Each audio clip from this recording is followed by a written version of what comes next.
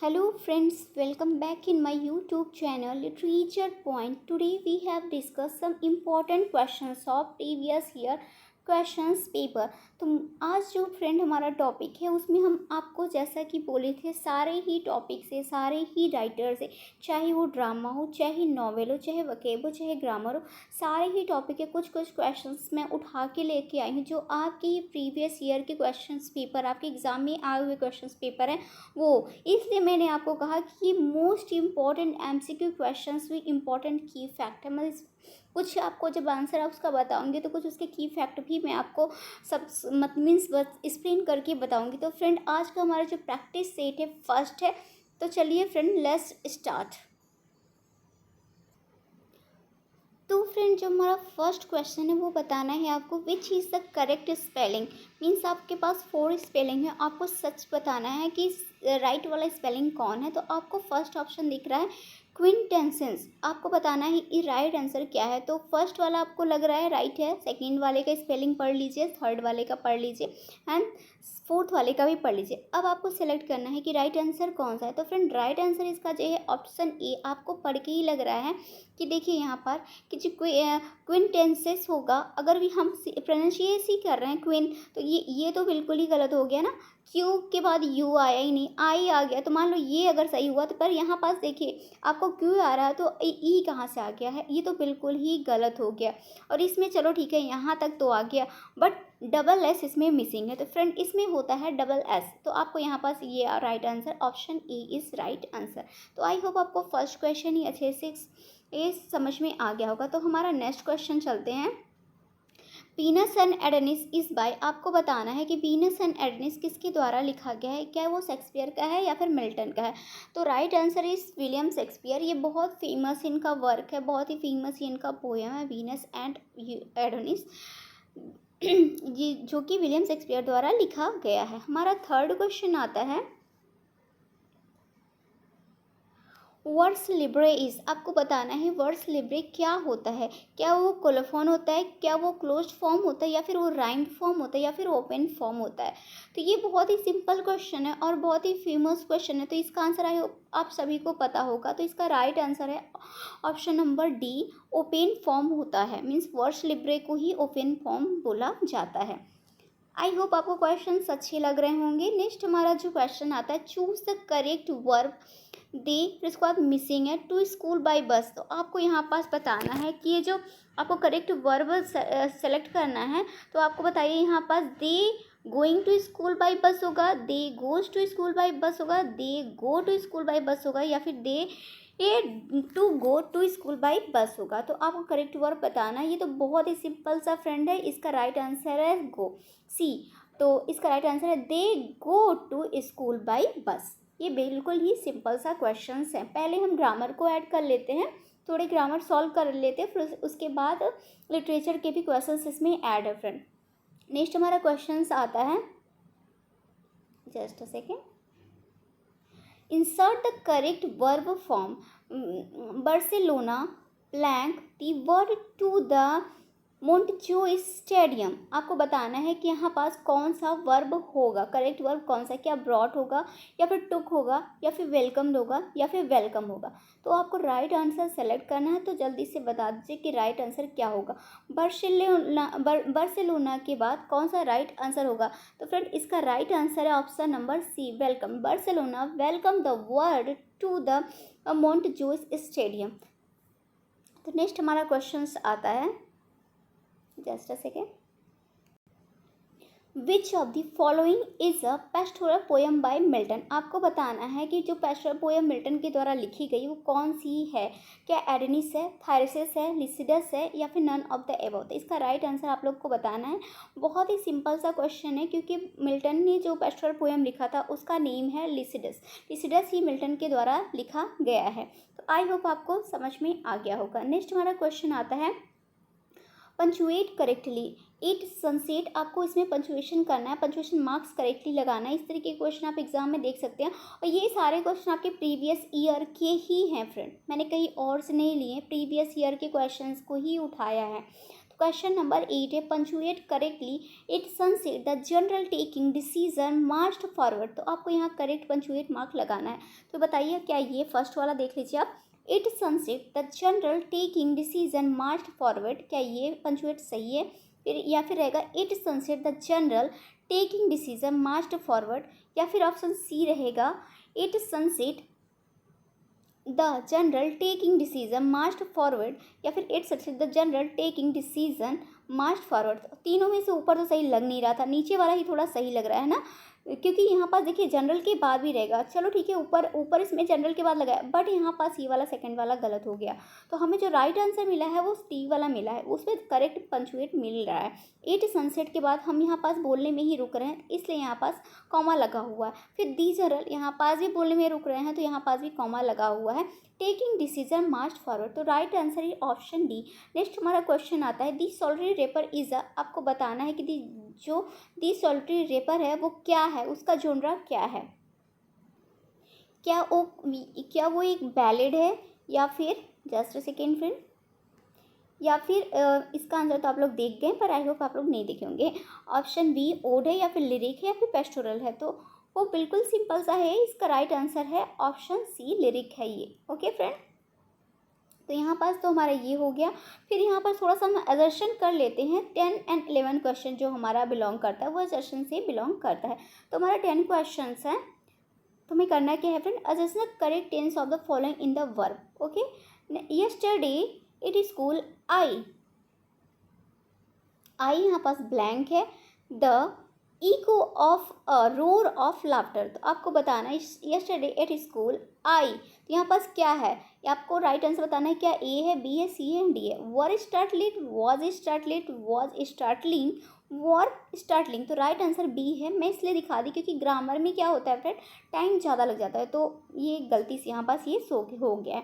आप देख रहे हैं यहाँ पास राइट आंसर क्या है फ्रेंड, बी है, was startled। तो yesterday at school I was startled the echo of a roar of a laughter। I hope आपको समझ में आया होगा। नेक्स्ट हमारा क्वेश्चन आता है, we by a strange sound. आपको बताना है यहाँ पास जो फिल इन द गैप है उसको कैसे भरेंगे, वर स्टार्टलिंग से भरेंगे, वॉज स्टार्टलिंग से भरेंगे, वॉज स्टार्टलिंग से भरेंगे, या फिर वर स्टार्टलिंग से भरेंगे। तो इसका राइट आंसर ऑप्शन ए है, were startled. Okay friend, option A is right answer. तो were startle, we were startle by a strange sound. Next हमारा जो क्वेश्चन आता है, Milton's poetry is a mirror in which the writer's character is a very clearly reflect, who made this statement. तो बताइए इसमें किसकी poetry को मतलब मिल्टन का जो कहा जाता है कि एक मिरर का रिफ्लेक्शन है, तो किसकी पोइट्री को कहा जाता है, क्या वेरिटी को क्या कहा जाता है, या फिर मैकमिलन, या फिर पैटिशन, या फिर बुश। तो आपको यहाँ पास राइट आंसर बताना है। ये बहुत ही फेमस क्वेश्चन है और इजीली आप लोग बता भी सकते हैं। तो right answer is option B, Macmillan is right answer. Macmillan के वर्क को ही कहा जाता है कि मिरर है किसका, मिल्टन का। तो नेक्स्ट हमारा क्वेश्चन आता है, the passive voice of, just a second friend, थोड़ा सा इसको हम शॉर्ट में कर लेते हैं। दी पैसिव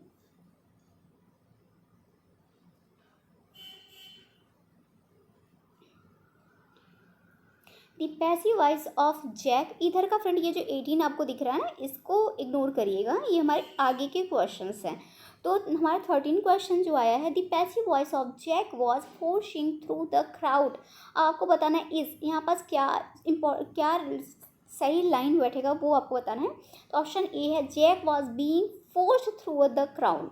आपको यहाँ पास बताना है कौन सा सही प्रोनाउंशिएट बैठ रहा है। Option B, the crowd was forcing through by Jack, the crowd force through Jack. Option D, the crowd was being force. तो इसका राइट आंसर बहुत ही सिंपल सा है, और कहाँ गया फ्रेंड, मिल ही नहीं रहा है, जस्ट अ सेकेंड।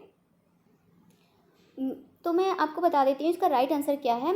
इसका राइट आंसर ऑप्शन डी है ना, ऑप्शन डी है, क्योंकि मैंने एक ही पेज पे दोनों साइड ले लिया, थोड़ी सी कंफ्यूजन हो रही है। तो option D is right answer, क्योंकि ये वाला देखिए आपको पढ़ के ही अच्छा मतलब सही लगेगा। ये वाला दी पैसिव वॉइस आपको बनाना है ना, तो Jack was forcing through the crowd. तो इसका जो पैसिव आप बनाएंगे, the crowd was being forced, क्योंकि बीइंग इसमें लगा। ये वाला तो सिंपल सा गलत हो गया, बिना बीइंग के तो पैसिव से एक्टिव पैसिव बनता ही नहीं है ना। तो इसमें ही बीइंग लगा हुआ है, तो ये सिंपली सा आप यहाँ पास कर सकते हैं बीइंग।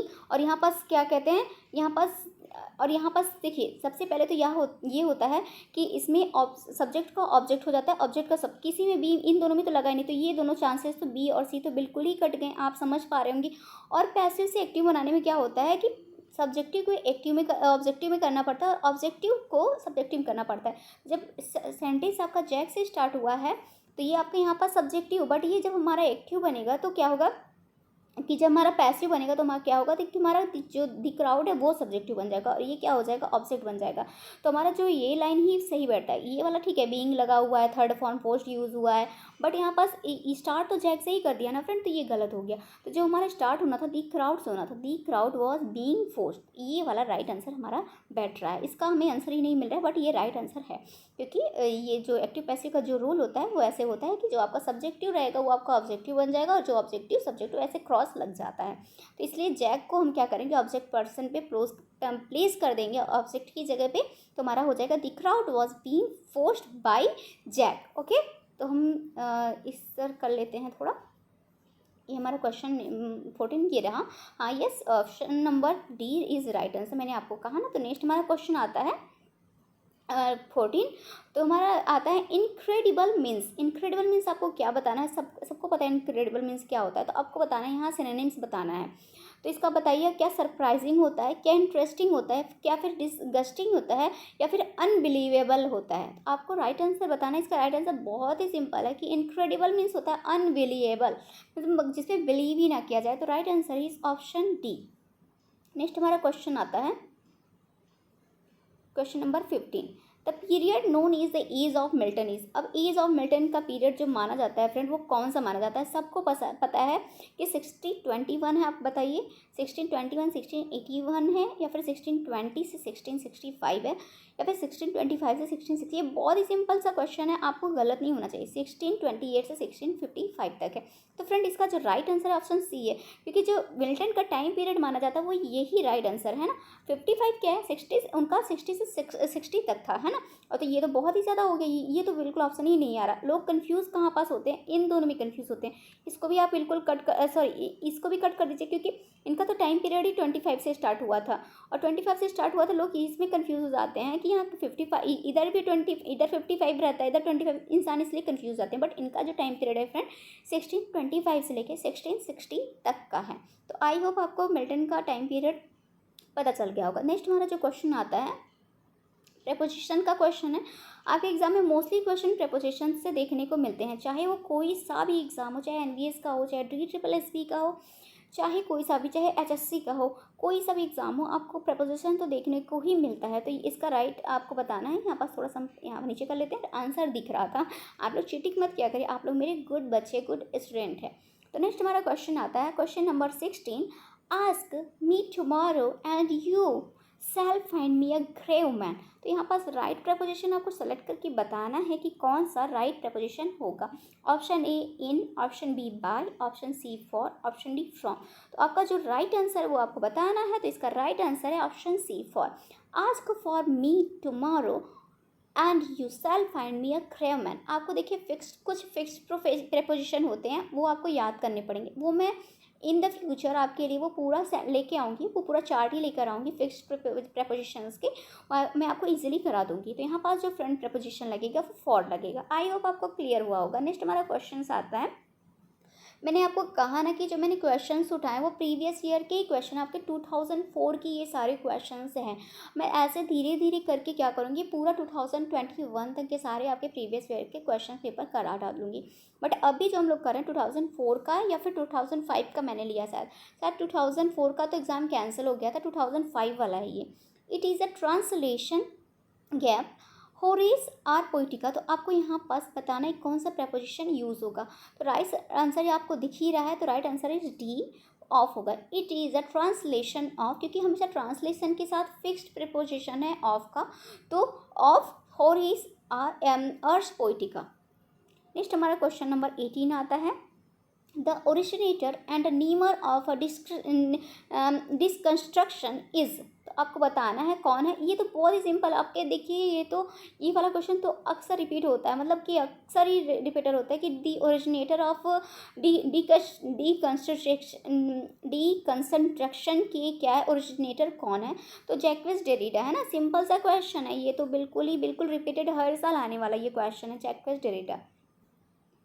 तो यहाँ पास फ्रेंड आपके हो गए 18 क्वेश्चन। तो हमारा नेक्स्ट जो क्वेश्चन आता है friend 19, which is the correct spelling rhythm. आपको बताना ये चारों में से रिदम का स्पेलिंग कौन सा करेक्ट है, जो कि आपके सामने मैंने आंसर शो कर दिया। तो option A rhythm, option B rhythm, option C rhythm, option C rhythm. तो आपको सिंपल सा दिख रहा है कि option C is right answer, क्योंकि क्या ही देख रहे हैं आप, कुछ भी इसमें दे दिया है। ये राइदम थोड़ी ना होता है, आर के बाद तो हमेशा से एच आता है, तो ये तो हमेशा से गलत हो गया। चलो ठीक है, ये वाला सही है, यहाँ पास RHY, बट ये क्या भैया TH, ये क्या भैया, ये दोनों स्पेलिंग तो सेम आ गया है ना। मुझे ये दिख रहा है कि आप लोग को भी दिख रहा है। यस, तो आप बी और सी दोनों ही कर सकते हैं, ये दोनों ही सही हो गया, और टी वाला तो एकदम ही गलत है, rhythm. What is this. Next हमारा क्वेश्चन आता है 20, the age of Milton had 3 kinds of poet. ये बहुत ये यूपीटीसी का के एग्जामिनर का बहुत ही फेवरेट क्वेश्चन है, आज का आपका लास्ट क्वेश्चन है, और उन लोगों का फेवरेट है, हमेशा एग्जाम में पूछा जाने वाला क्वेश्चन है। The age of Milton had 3 kinds of poet. तो आपको बताना है कि जब मिल्टन केस में 3 काइंड्स ऑफ पोएट बिलोंग करते थे वो कौन कौन से थे। क्या रिलीजियस थे, हीरोइक थे, प्योरिटन्स थे, या फिर मेटाफिजिकल थे, कैवेलियर थे, प्योरिटन्स थे, या फिर मेटाफिजिकल रोमांटिक।